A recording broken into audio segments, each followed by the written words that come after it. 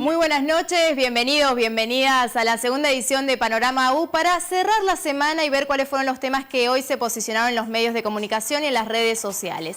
Al mediodía finalizamos el programa por un lado destacando la veda electoral, noticias vinculadas tanto con lo que es el cierre de campaña de los partidos políticos que tuvo lugar ayer en nuestra provincia, como así también notas con información acerca del qué, cómo y dónde votar este domingo en las PASO en Mendoza. Un tema también presente hoy en los medios, noticia nacional con repercusión local, un informe de la pobreza en el que se afirmó que aumentó y que alcanza al 25,1% de la nación. A su vez, un tema presente y fuerte en los medios porque generó gran conmoción en San Rafael es el asesinato de una mujer en el marco de un asalto, tema que vamos a estar brindando novedades. Y por último, no por eso menos importante, la condena de la Corte al arzobispado. Ahora, para desglosar estos temas, nos metemos de lleno junto con Ignacio Esteller, Gerardo Jiménez Ponce. ¿Cómo les va, chicos? Buenas noches, Sofía. Ignacio, breve, ¿qué aportas al programa? Vamos a estar aportando datos, contextualizando algunos temas, un día muy intenso de cara también a las PASO que se van a vivir este domingo. Y bueno, y los temas que vos reflejabas en la apertura, contextualizando a nivel datos. Gerardo. Bueno, la idea es poder ver de qué forma los distintos temas se han posicionado en los medios locales. Y hoy nos visita Laura Incirilo, abogada especialista en temas de salud. ¿Cómo estás, Laura? ¿Cómo estás? Buenas tardes. Muchas gracias por venir. Gracias a ustedes. Un placer. Comenzamos entonces. Hoy uno de los temas presentes, fuerte, fue justamente, bueno, varios. ¿Por cuál arrancamos, Gerardo? Bueno, arranquemos por el tema de la condena al arzobispado de Mendoza. Bien. El tema fue fuerte en forma relativa nada más, digamos. Es una información fuerte, pero ha sido un tema que no ha tenido una presencia tan masiva en los medios. En la mañana lo informaba MDZ y El Sol, lo tenían sus portadas alrededor de las 10 de la mañana. La información sobre la condena a la iglesia por callar sobre una denuncia de abuso sexual, así titulaba El Sol. Ahí lo estamos viendo. Bien, el tema no tuvo mucha repercusión en los medios online durante la mañana, pero sí es cierto que alrededor de la 1 de la tarde, Canal 7 sacaba un informe al respecto comentando el caso. Y a partir de ahí se empezó como a tratar un poco más, pero no ha tenido una presencia masiva. Es un tema que se trata con cautela y que llama la atención que no ha estado más presente en los medios online, pues suelen ser temas que están más presentes. Ampliemos el caso. Ampliamos el caso. Bueno, nos mudamos al pasado, hablamos del año 2001, cuando un joven seminarista, durante su formación en el departamento de San Martín, en ese entonces tenía 19 años. Esto es un dato clave. En un ratito vamos a ampliar sobre este tema. Él denuncia que fue abusado por un sacerdote durante su formación. El agresor es Jorge Luis Morelo. Durante 4 años, perdón, hay que decirlo, ¿no? Desde 1998 hasta el 2001. Exactamente, durante su formación como sacerdote, él era seminarista en ese entonces. Estamos hablando de un largo litigio. En un primer momento la víctima hace la denuncia ante el arzobispado cayó el caso y luego lo tomó la justicia propiamente dicha. El final es un fallo contra el arzobispado por parte de la Suprema Corte de Justicia que le dio la razón a la Cámara de Apelaciones. Lo que determinaron fue que le van a dar 30.000 pesos a la persona, a la víctima abusada por los daños y perjuicios que le llevó este abuso del sacerdote. Hay una aclaración y un dato bastante interesante de cómo se toma el caso a nivel internacional. ¿Por qué? Porque el Papa Francisco se ha expresado en este tipo de casos de pedofilia en el mundo y dijo tolerancia cero. Esto lo tomó el fallo de la Suprema Corte de Justicia en el caso del 2001. Bien, Gerardo, otro tema hoy, noticia nacional con repercusión local, que fue el informe que publicaron justamente técnicos desplazados del INDEC respecto de la pobreza. Exactamente, sí, fue titular de La Nación en la mañana. Y durante la misma mañana Diario Los Andes retomaba el tema, de alguna forma expresando la contestación del gobierno, ya que el gobierno minimizaba estas declaraciones de los técnicos del INDEC. Bien, ahí vemos la tapa de La Nación y luego estamos viendo, por ejemplo, la nota de Los Andes. Bien, el tema tuvo alguna repercusión en los medios audiovisuales durante la mañana, se trató en algunos títulos y se habló un poco del tema. pero después, hacia la tarde, no tuvo tanta presencia. Bien, ¿qué podemos comentar? Estamos hablando de datos que brindan ex técnicos del INDEC, técnicos desplazados tras la intervención del gobierno. Te hago un paréntesis, técnicos que trabajaban en lo que es la encuesta permanente de hogar y que cuando se intervino el INDEC en el 2007, a partir de ahí fueron desplazados. Exactamente, fueron desplazados y empezaron a elaborar datos propios de ellos. Son varios técnicos desplazados del INDEC. Cintia Poc es la titular o la responsable o la que más habla con los medios cuando elaboran las cifras. Hace muy poquito elaboraron cifras y manifestaron que hay un 25.1% de pobreza en la Argentina, alcanza casi 10 millones de personas. En este sentido hubo mucha repercusión de funcionarios a nivel nacional. Habló Axel Kicillof desde los Estados Unidos, el ministro de Economía está en Washington en este momento, y también el jefe de gabinete Aníbal Fernández en su habitual conferencia de prensa de todos los días cuando llega muy tempranito a la Casa Rosada, dijo que los ex técnicos del INDEC revolean números al aire, digamos. Eso fue más o menos lo que dijo el funcionario textual. Y recordemos que Axel Kicillof en su momento dijo que la pobreza es estigmatizante y que no se puede medir, y el propio director técnico actual del INDEC dijo que es muy difícil medir la pobreza en la Argentina. Y te agrego algo más, las consultoras privadas hablan de un 27% de aumento de la pobreza, o sea, aún más. Sí. Suma 2 puntos más. Gerardo, otro tema que hoy tal vez no sé si tuvo tanto eco en los medios, pero que estuvo en la mañana fue el fallo a favor de una mujer para recibir el tratamiento gratuito de fertilización asistida. Sí, el tema estuvo en portada de Los Andes en su edición impresa. Es un tema que tuvo muy poca repercusión, la verdad, en los medios. De hecho, Los Andes lo tenía en la portada, pero no lo tenía como título principal, era un destacado en una de las columnas laterales. El tema, te repito, no tuvo mucha más repercusión en los medios, no estuvo muy presente, se leyó en algunos títulos de la radio. Las radios, en la mañana muchas veces los medios gráficos marcan la agenda de las radios en la primera hora, porque se leen las tapas de los diarios muchas veces en la radio.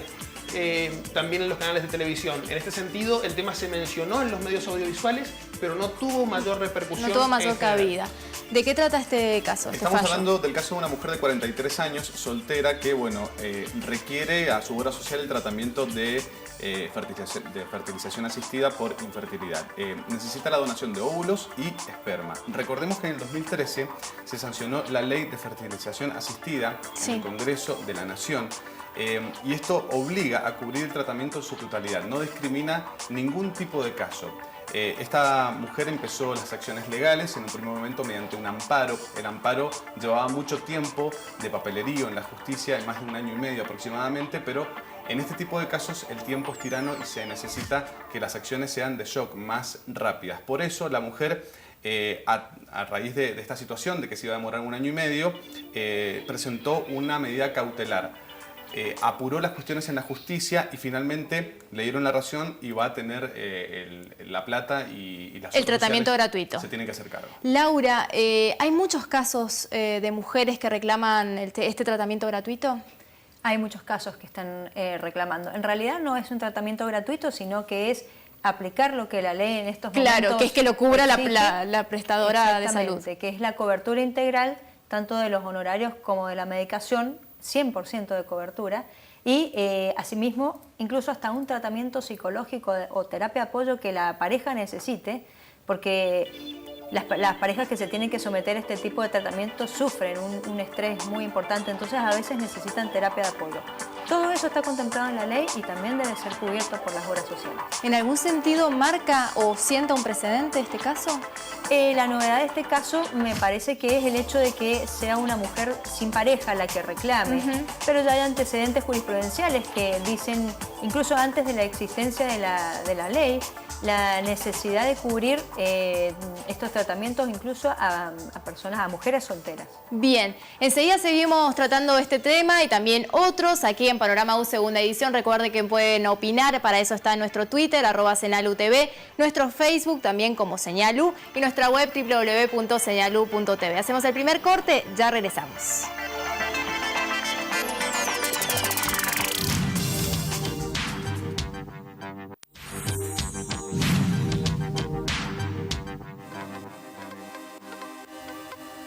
Seguimos en Panorama U y respetando la veda electoral, podemos afirmar que un tema sigue siendo las elecciones, las PASO en los medios y en las redes. Sí, sin lugar a duda, es un tema muy importante, lo fue durante todo el día. En la mañana la mayor parte de los medios titulaban respecto a las PASO. Seguramente vamos a ver algunas de los titulares de la mañana, de Uno, Sitio Andino, MDZ, Edición Uncuyo. Todos titulaban sobre las PASO, sobre el proceso electoral. Y una de las cosas que pasaba es que, digamos, en los medios audiovisuales, recordemos que la veda empezó a las 8 de la mañana, entonces en los medios audiovisuales, durante esas primeras horas de la mañana, todavía estaban las repercusiones de los cierres de campaña y de algunas otras informaciones que surgían del día de ayer, y de alguna forma eran los últimos coletazos de estas informaciones hasta la veda. El dato simpático es que el tema de las PASO ha copado la agenda en el último tiempo. Sí. Entonces muchos periodistas en radios y en televisión a las 8 de la mañana se preguntaban de qué hablamos ahora, ¿no? Había que salir a buscar algunos temas nuevos. Pero bien, el tema siguió evolucionando sobre las elecciones a lo largo del día, porque hacia el mediodía el gobierno informó sobre sobre los operativos y sobre las condiciones para la realización de la elección. Los Andes a las 17 horas marcaba que más de 3.500 policías, guardias hospitalarios y CDRs abiertos para las elecciones del domingo. Bien. Informaba de algún modo de los servicios que van a estar disponibles. Y luego empezaron las críticas. Exactamente, más tarde empezaron las críticas al proceso electoral, porque El Sol, por ejemplo, a las 17 horas titulaba: las elecciones del domingo serán a paso muy lento, y MDZ hablaba de un debut lento y difícil de las PASO. Estos titulares que marcamos acá de estos dos medios se fueron repitiendo en la mayor parte de los medios. Bien. Y algunos otros le sumaban el dato de la posibilidad de que corra viento sonda. Bien. Vamos por partes. ¿Algunos tips, recordemos, para votar este domingo? Exactamente. Hoy dio la conferencia de prensa el ministro de Gobierno, Rodolfo Lafalla, y también Martínez Palau, el ministro de Transporte, dando algunos tips y dando información sobre el operativo PASO, las primarias de este domingo en la provincia de Mendoza. Habrá 3.500 policías abocados al operativo.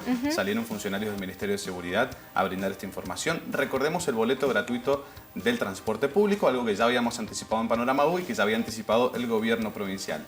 Los centros de documentación rápida van a estar abiertos desde muy temprano y hasta altas horas de la tarde. Porque también faltan alrededor de 15.000 documentos retirar. Exactamente, hay mucha gente que todavía no retira el documento, esto es muy, muy importante.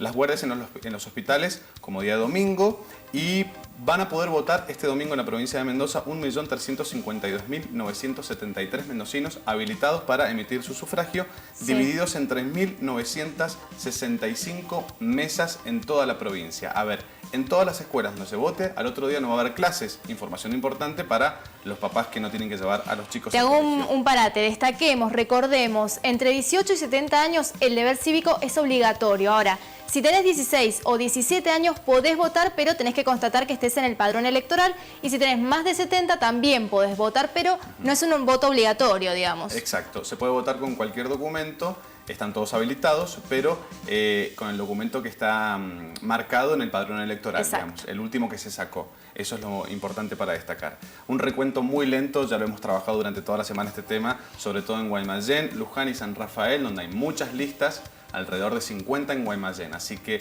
hasta altas horas de la noche van a estar el recuento de votos, hablan de la medianoche, a las 12 aproximadamente. Bien. Otro tema que generó conmoción, al menos en la mañana, fue el asesinato de una mujer en un asalto en San Rafael. Sí, en la mañana se daba una situación particular, podemos decir.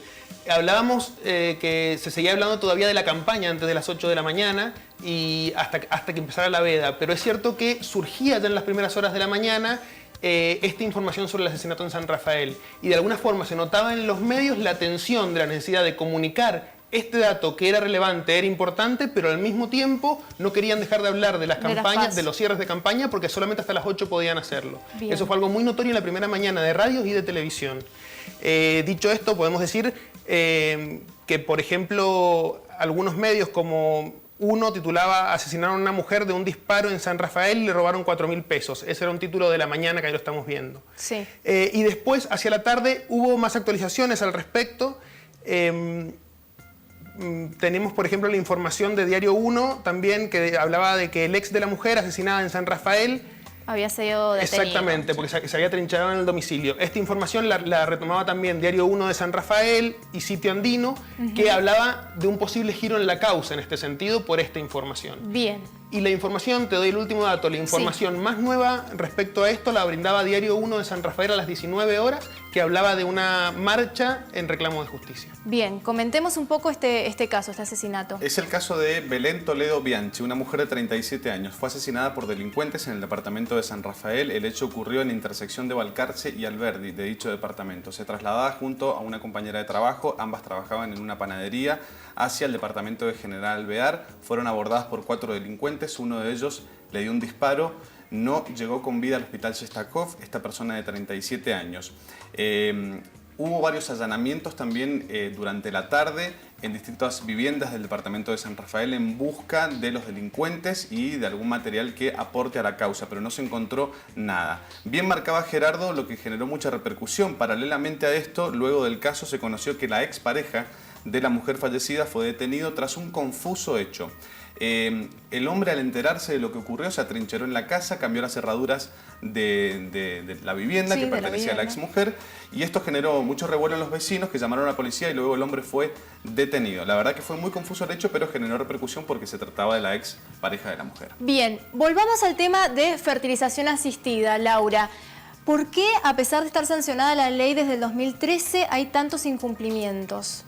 Y en algunos casos las parejas recurren a la obra social en busca de una respuesta y la dilatan en el tiempo. Entonces, ante una falta de respuesta es que acuden a este tipo de, a esta medida de amparo para poder realmente tener una certeza del cumplimiento de sus derechos, digamos, ¿no es cierto?, del cumplimiento de la cobertura. En otros casos, por ejemplo, acceden a cubrirla, pero la medicación es al 40%. Hay que recalcar que la medicación es muy cara, es la mitad del tratamiento. Estamos hablando de tratamientos que rondarían en los 60.000 pesos. Entonces, sí, 60.000 por cada intento. Por cada intento. Y hay parejas que necesitan más de 1 o 2 intentos. Claro. Entonces se les hace muy costosa esta situación. Y algo que me llamaba la atención ahí en la nota que comentábamos recién de los Andes es que el abogado de la mujer que obtuvo ahora el fallo a su favor decía que también hay una cuestión cultural en nuestra provincia respecto a este tema. ¿Qué opinas al respecto? Yo creo, sí, opino como el colega que quizás el mendocino no reclama, quizás si lo comparamos con otras provincias del país que tienen más ejercicio de reclamo, en Mendoza quizás le cuesta mucho. La gente que reclama es porque realmente o porque tiene una situación extrema en que su salud se deteriora realmente con el paso del tiempo, o es que ya sienten como que su etapa agotada de reclamo ante la obra social y por eso deciden iniciar un amparo. Es un proceso desgastante, ¿no? Claro, es muy desgastante el hecho de tener que iniciar un tratamiento. Si a esto le sumamos el hecho de tener que ir a juicio para que se acceda a la cobertura, realmente es muy desgastante. ¿Todas las prestadoras de salud a nivel nacional, todas están obligadas? Sí, a nivel nacional sí. ¿Y a nivel provincial? Y a nivel provincial también. También. Bien. Te meto en otro tema tal vez más delicado. El artículo 19 del Código Civil referido a esta controversia de cuándo hay vida, cuándo se considera que hay vida. ¿Qué podemos, primero, ampliemos un poquito la data de esto? Legisla sobre el comienzo de la vida, el artículo número 19, modificado del Código Civil, en donde participó una jurista mendocina, Aida Kenemacher de Carlucci. Bueno, dice que la vida comienza a partir de la concepción. Y se quedó ahí. Esto genera mucha controversia. Bien. ¿De qué manera esta controversia puede afectar la técnica de fertilización asistida? Y primero tendríamos que definir qué se entiende por concepción. Hay autores que consideran que la concepción es cuando hay anidación en el seno materno. Si es entendida de esa forma, entonces no habría problema de que al embrión se le pudiera hacer, por ejemplo, algún estudio preimplantacional. Pero al haber quedado abierto vamos a tener que ver cómo evoluciona al momento en que haya ya planteos concretos al respecto. Bien. Una vez que entre en vigencia el código. Bien. Seguimos entonces tratando estos temas y otros también en esta jornada de día viernes. Nos vamos al último corte. Cuando regresemos, cierre y conclusión final aquí en Panorama U.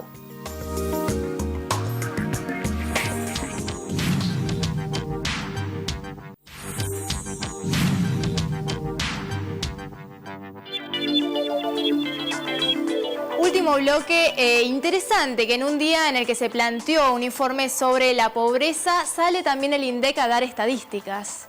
Sí, exactamente. Durante la tarde tuvimos repercusión de estadísticas oficiales informadas por el INDEC respecto a inflación. Resulta interesante la forma en la que se ha tratado. Digamos, los medios en principio dan el dato duro nada más, pero lo reflejan de forma distinta. Vamos a tener el ejemplo de Diario 1, que habla que la inflación en marzo fue del 1,3% según el INDEC. Diario Los Andes opta por dar la inflación acumulada y titula diciendo, según números oficiales, la acumulada del año llega al 16,5%. Una diferencia sutil, pero que toman el dato del mes o el dato de la inflación acumulada.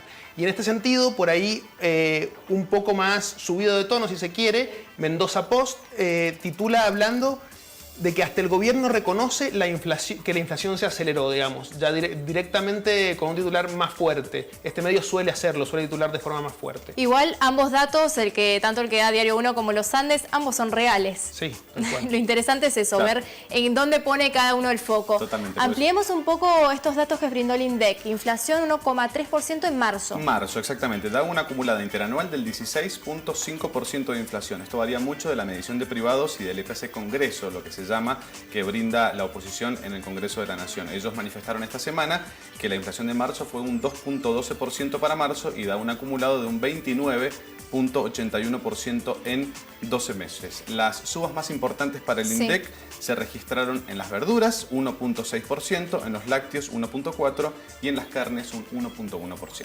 Interesante que esta suba del 1,3%, según dice el INDEC, es la más alta desde julio del año pasado, que había sido 1,4%. Sí, incluso lo reconoció el ministro de Economía Kicillof, que está en Washington, en un encuentro del Fondo Monetario Internacional que lo citó. Bueno, y él manifestó eso, sí, que reconoció la inflación de alguna manera. Y bueno, y estos son los datos del INDEC, son los oficiales. ¿Es casual o no es casual que en un día, como decíamos, que se planteó lo de la pobreza, salga también ahora lo de la inflación? Bueno, no, creo que es un tema que está dando vueltas. Recordemos que también estamos en época de campaña en todo el país, entonces, porque en realidad es un año de elecciones y ayer se daba a conocer la inflación del Congreso, el índice de inflación del Congreso. Tenía bastante repercusión ayer en los medios y esta mañana todavía tenía repercusión en los medios esta medición de la inflación. Después está el indicador de la pobreza, ahora el indicador oficial del INDEC, y siempre recordemos que son temas que hacen a la batalla política, si se quiere. Bien, en redes sociales un tema sumamente presente, 17 de abril, Día del Malbec. Hoy es el Día del Malbec, los mendocinos celebramos el Día del Malbec. Esto es un día internacional desde el 2011 que celebramos. El mundo celebra este día y hay varias repercusiones en redes sociales, fue tendencia y se ha mantenido durante todo el día. Hay eventos por doquier en la provincia de Mendoza, está muy bueno para celebrar el Día del Vino, gran noticia para todos los mendocinos. Y bueno, el ministro de Turismo, Javier Espina, se expresó vía Twitter. El hashtag de hoy es Malbec World Day. Él Ahí dijo, lo estamos viendo. felicitaciones a empresarios, trabajadores y emprendedores con el vino y turismo apuestan por una Mendoza más desarrollada. Por otra parte también María Soledad González, quien es periodista vitivinícola, tuiteó la radiografía del Malbec, cuánto exporta la Argentina, fue muy instructiva, muy periodística y puso una foto de cuánto estamos exportando los mendocinos el Malbec hacia el mundo. Y también un posteo en Facebook, porque en Facebook también se vio mucha repercusión del Día del Malbec, de Juliana Algarañaz, quien planteaba y posteaba un artículo de que cómo le robamos el Día del Malbec a los franceses, jugando un poco con el humor, algo que el humor siempre está reflejado en las redes sociales. Ahora, se vio más en las redes sociales que en los medios, tal vez hoy. Se vio un poco más en las redes sociales que en los medios, pero en los medios estuvo también. Yo te recordaba que a partir de las 8 de la mañana no se pudo hablar más de elecciones ni de campaña. Entonces, algunos medios optaron por hablar más del vino. Al respecto, Los Andes en su tapa tomó ícono provincial, el Malbec, y puso el foco en que se había duplicado en 10 años el cultivo. Exactamente, hablaba de eso y otros medios, sin embargo, hablaban de la crisis del sector vitivinícola, Claro. ¿no? Trataban estos dos temas que están relacionados a colación del Día del Malbec. Y al mismo tiempo, por ahí hubo algunos anuncios sobre enólogos y sobre nuevas autoridades en bodegas de Argentina. ¿Otro tema que haya salido hoy hacia la tarde en los medios? Bueno, a las 19 horas MDZ titulaba sobre buena colocación de bono por 150 millones. ¿Qué podemos comentar al respecto? Bueno, lo va a hacer la provincia a través del Banco de la Provincia de Buenos Aires. Scioli le ha dado una mano a la provincia. La metodología de pago será trimestral, a tasa fija durante 2 primeras cuotas y una tasa variable en la tercera. Muy importante por la crisis financiera que está atravesando la provincia, reconocida por los propios funcionarios, en donde se le debe mucha plata a los proveedores del Estado y esto le da un respiro a nivel financiero. Y el MDZ lo definió como una buena colocación. Sí. total. Laura, para ir cerrando, ¿cuánto demora un juicio una vez que se inician las acciones legales? Depende de dónde litigues. En la provincia un amparo puede salir aproximadamente en 3 meses, a veces demora más. Pero en la justicia federal quizás demora un poco más, pero existe lo que es la medida cautelar, que es una medida anticipatoria y quizás en un par de semanas, cuando se acredita la urgencia para en efectuarse el tratamiento, en un par de semanas pueden acceder a la cobertura. Si nos está viendo alguna mujer que quiere realizarse este tratamiento o que está en la lucha, ¿qué le dirías? Yo creo que hay que llevar un mensaje esperanzador. La justicia está apoyando totalmente, bueno, tanto desde el Congreso como desde la justicia, se está apoyando, obviamente se está a favor de la familia, eso es lo que se pretende. Y la felicidad de tener un hijo, cuando a nosotros en el estudio nos da la noticia de que han podido lograr el embarazo, se entiende y se explica pasar por este proceso. Toda la lucha. Exactamente. Muchísimas gracias, Laura. Por favor, gracias a ustedes. Ignacio, Gerardo, buen fin de semana, muchas gracias. Igualmente. Y para ir cerrando, ¿cuáles son los temas? Decíamos a lo largo del día, todo lo vinculado también con Paso Elecciones ha seguido estando. Noticias vinculadas con información sobre el qué, cómo, dónde, es decir, información instructiva acerca del domingo. Notas también acerca de, en la mañana, acerca del cierre de las campañas que tuvieron lugar ayer en nuestra provincia. Por otro lado, un tema también sumamente presente que generó conmoción, como lo hemos dicho, en San Rafael fue el asesinato de esta mujer en el marco de lo que fue un asalto, tema que se está investigando. Y por último, no por eso menos importante, como siempre digo, indicadores. Hoy salieron notas vinculadas con la pobreza y también con la inflación, así es que indicadores hoy en la agenda de medios. Eso nos deja esta jornada día viernes 17 de abril, Día del Malbec, y también que se cumple un año del fallecimiento de Gabriel García Márquez.